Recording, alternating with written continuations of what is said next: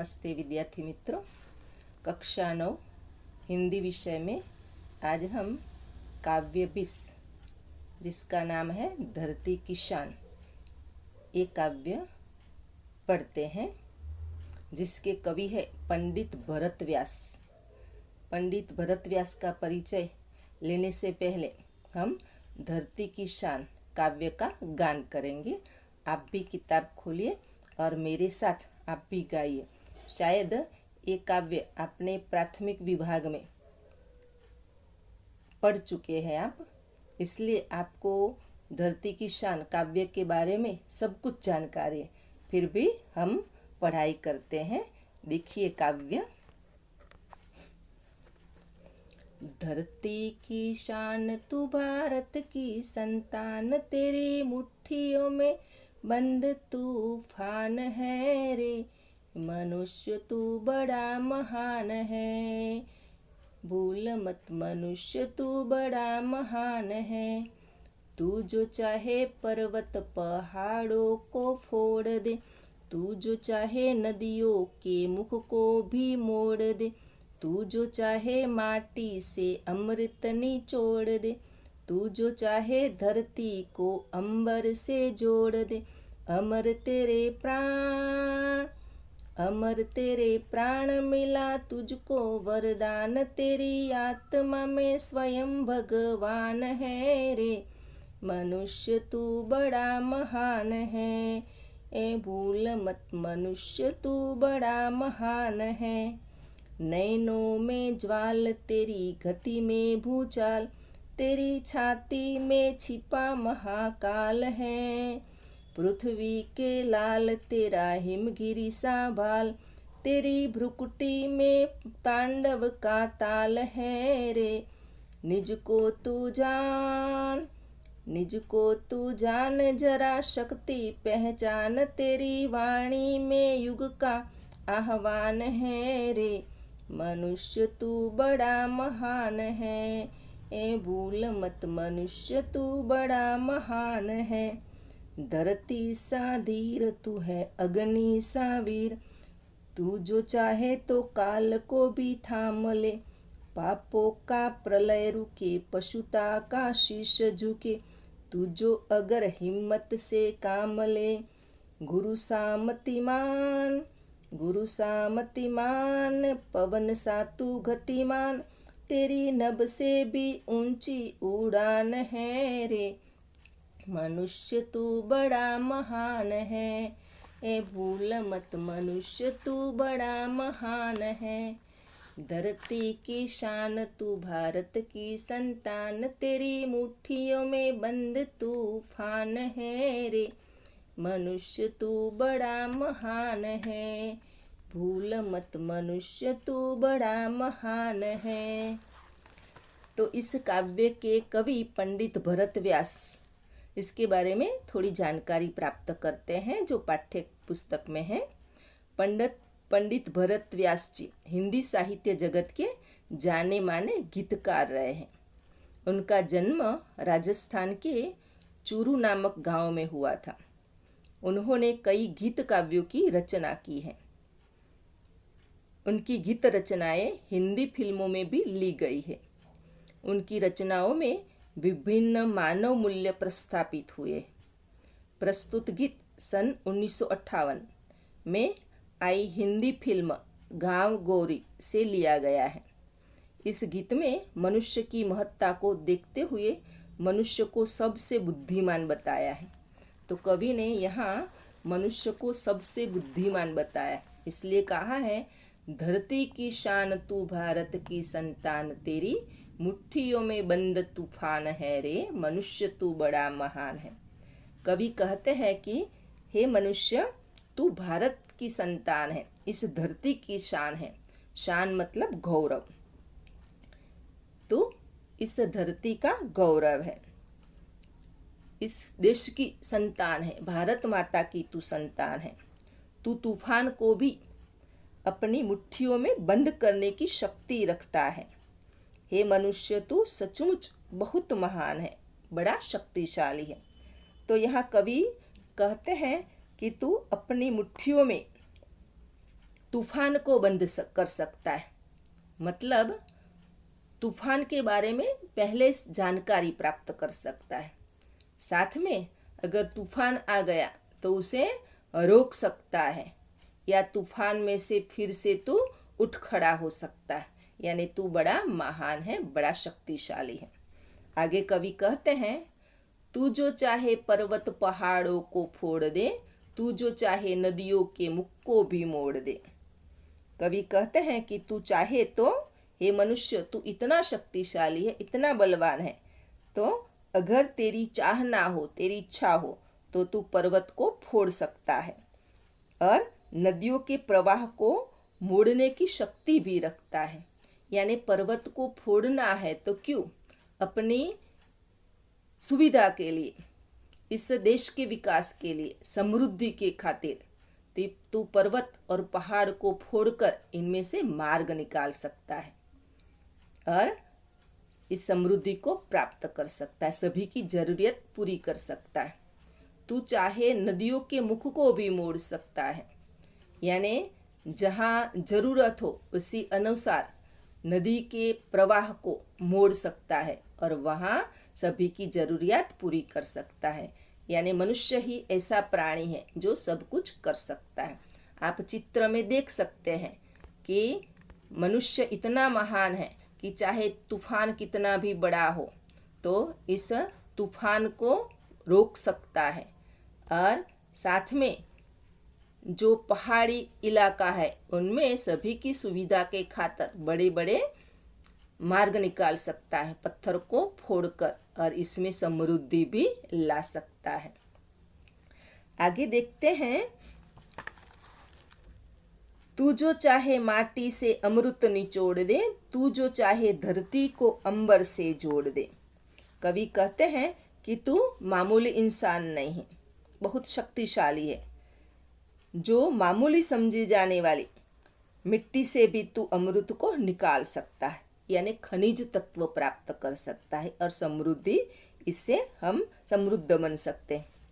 तू धरती को आकाश से जोड़ भी सकता है। तो धरती और आकाश को कैसे जोड़ा जा सकता है? आप चित्र में देख सकते हैं कि इंसान है, बड़ी बड़ी ऊंची ऊंची इमारतें बनाता है और ऊंची इमारतें बनाकर धरती और आकाश को मानो जोड़ सकता है, यानी इतनी समृद्धि ला सकता है कि धरती और आकाश दोनों मानो एक हो जाते हैं। हे मनुष्य, तेरे प्राणों को अमर रखने का वरदान मिला है। तेरी आत्मा में स्वयं भगवान रहते, इसीलिए तुझे मरने का भय नहीं होता। कहा जाता है कि आत्मा सो परमात्मा, यानी मनुष्य में रहे हुए प्राण, उसे अमरता का वरदान मिलता है। प्राण छूट जाते हैं, यानी शरीर छूट जाता है, लेकिन प्राण तो अमर रहते हैं। उसकी आत्मा में स्वयं भगवान है, इसीलिए तुझे मरने से भय नहीं रखना चाहिए। लेकिन जो अपने में ताकत है, अपनी शक्ति है, और शक्ति के बल पर तो प्राणों की परवाह किए बिना, शरीर की परवाह किए बिना तू सब कुछ कर सकता है, यानी समृद्धि ला सकता है। यानी बड़ी बड़ी इमारतें बना सकता है, नदियों के प्रवाह को मोड़ सकता है, मिट्टी से अमृत निकाल सकता है, यानी तेरे प्राण बड़े ताकतवर हैं। आगे देखिए, नैनों में ज्वाल तेरी, गति में भूचाल, तेरी छाती में छिपा महाकाल काल है।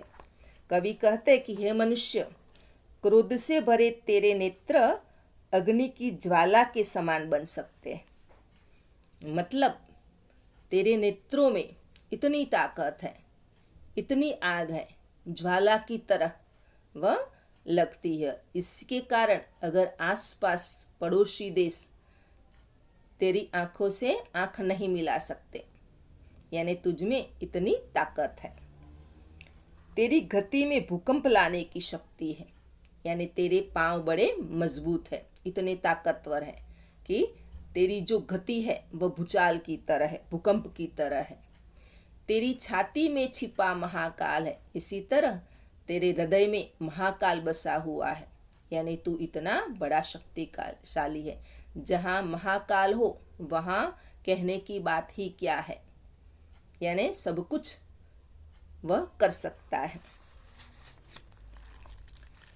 पृथ्वी के लाल तेरा हिमगिरी सा बाल, तेरी भ्रुकुटी में तांडव का ताल है रे। कवि कहते कि हे मनुष्य, तू पृथ्वी का पुत्र है, तेरा मस्तक हिमालय की तरह ऊंचा है, तेरी भौहें भगवान शिव के तांडव नृत्य की लय है। तांडव नृत्य यानी विनाशकारी नृत्य है। तो कवि यहाँ कहते हैं कि तू पृथ्वी का लाल है और तेरा मस्तक है वह हिमगिरी के समान है। वह कभी पीछे हट नहीं कर सकता, वह नम्र नहीं बन सकता, हमेशा ऊपर उठता रहता है, वह भी कभी नीचे गिरता नहीं है। और तेरी भ्रुकुटी में तांडव का ताल है, जहाँ महाकाल बसा हुआ है, जिसके शरीर में उसकी भ्रुकुटी तांडव के ताल के समान होती है। निज को तू जान जरा शक्ति पहचान, तेरी वाणी में युग का आह्वान है रे। कवि यहाँ कहते हैं कि हे मनुष्य, तू अपने आप को पहचान, तुझ में बहुत बड़ी शक्तियाँ, अपार शक्तियाँ छिपी हुई है, उन्हें जानने का प्रयत्न कर। तू चाहे तो तेरी वाणी नए युग को बुला सकती है, नए युग का आह्वान कर सकती है, यानी वाणी के जरिए ही युग परिवर्तन हो सकता है। उदाहरण के तौर पर हम देखें तो हमारा देश कई सालों तक गुलाम रहा, लेकिन बाद में एक ही व्यक्ति यानी महात्मा गांधी, उसकी वाणी में बड़ा जादू था और वाणी के कारण ही सभी लोग इकट्ठे हुए, संगठित हुए और पूरा देश एक होकर गुलामी की जंजीरों को तोड़ दिया और सब आज़ाद हो गए। यानी उसी तरह ये मनुष्य,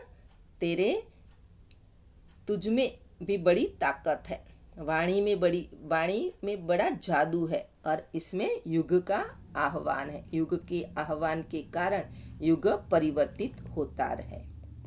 आप देखिए तो महाकाल की तरह आपके शरीर में बड़ी ताकत है। खुद भगवान शिव जिस हृदय में बसते हैं वहाँ तो पूछने की क्या बात है।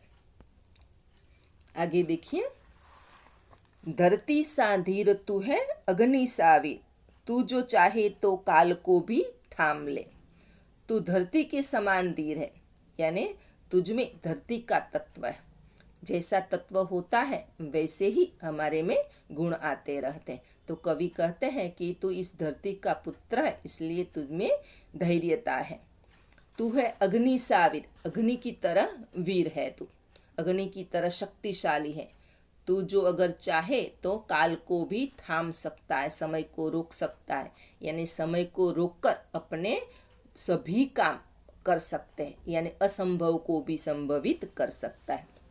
कवि कहते हैं कि तुझ में धरती के समान धीरज रखने की शक्ति है, इसी तरह तुझ में अग्नि के समान जला देने की भी शक्ति है। अरे तू अगर ठान ले तो काल को आगे बढ़ने से रोक सकता है, यानी समय के पहले भी काम कर सकता है, कार्य पूरा करके तो इस समय को रोक सकता है। पापों का प्रलय रुके, पशुता का शीश झुके, तू जो अगर हिम्मत से काम ले।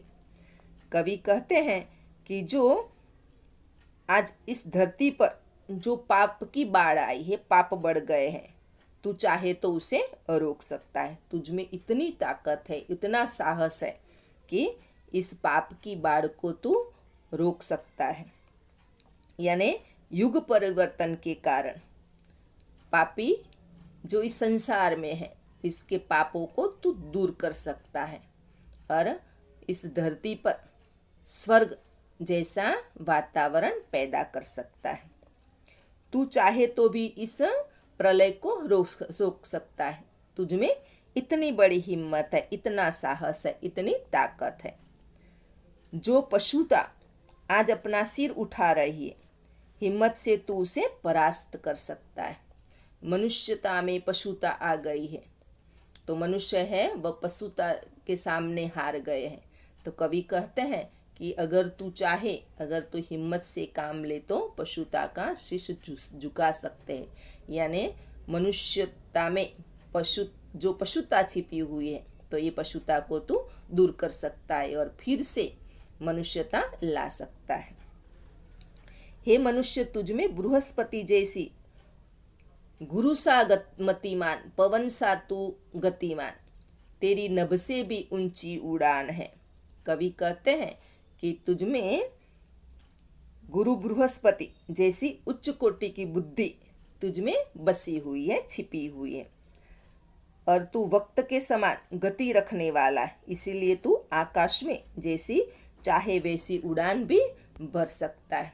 बृहस्पति के समान, बृहस्पति यानी गुरुओं के गुरु है, देवों के गुरु मतलब बृहस्पति, तो बृहस्पति जैसी तेरे में बुद्धि छिपी हुई है, बसी हुई है। तो ये बुद्धि के बल पर तो इस संसार में सबसे श्रेष्ठ है, सबसे बड़ा है, इसीलिए तू इस पशुता को भी रोक सकता है और काल के अनुसार समय को थामकर इस देश में सुख, शांति और समृद्धि भी तू ही ला सकता है। आकाश में ऊंची ऊंची उड़ान भी भर सकता है, यानी तुझ में इतनी गति है, इतना तेज है, इतना साहस है, इतनी शक्ति है कि जिसके कारण आकाश में जैसे चाहे वैसे ऊंची उड़ान भर सकता है।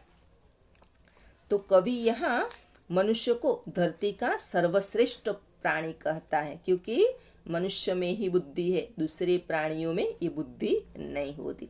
तो अपनी बुद्धि बल से वह असंभव को भी संभव कर सकता है। जल, थल और नभ तीनों में वह अनोखी उपलब्धियां प्राप्त कर सकता है। प्रस्तुत कविता में कवि ने प्रत्येक भारतवासी को धरती की शान बताकर उनका अभिवादन किया है। यानी हर मनुष्य सबसे बड़ा है। इस दुनिया में सभी प्राणियों में जो बड़ा हो तो वह मनुष्य है, और मनुष्य ही असंभव को संभव कर सकता है, यानी सब कुछ कर सकता है, जो यहाँ काव्य में हमने देखा है। यानी बहुत बड़ी शक्तियाँ, अद्भुत शक्तियाँ मनुष्य में बसी हुई है, और इस शक्तियों का अगर वह समय के अनुसार उपयोग करे तो वह कभी पीछे नहीं रह सकता और सबसे आगे रह सकता है, इस देश को समृद्ध बना सकता है। अब आपको एक काव्य में से स्वाध्याय का कार्य करना है। स्वाध्याय आप ध्यान से लिखिएगा। अस्तु।